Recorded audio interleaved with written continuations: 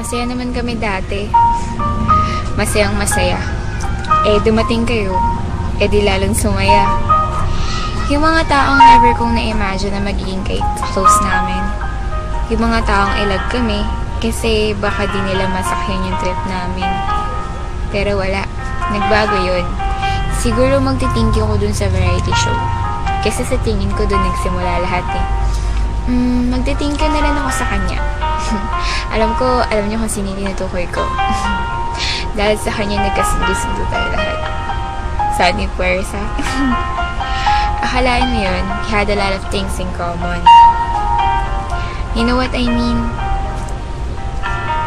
Cholas, thank you sa lahat. Na-miss ko na yung mga kamaldatahan nyo, yung pagiging ninyo, pero lahat kayo napaka-love nyo lahat. Na-miss ko na rin yung parang pumasok lang tayo para mag-selfie. Hi! Happy first month of not being together. Lakas natin maka-long distance relationship, no? Sana makapag-bonding ulit tayo.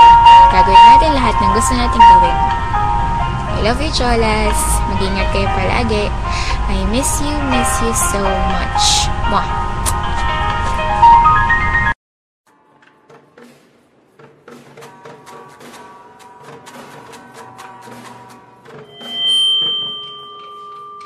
Singing Radiohead at the top of our lungs with the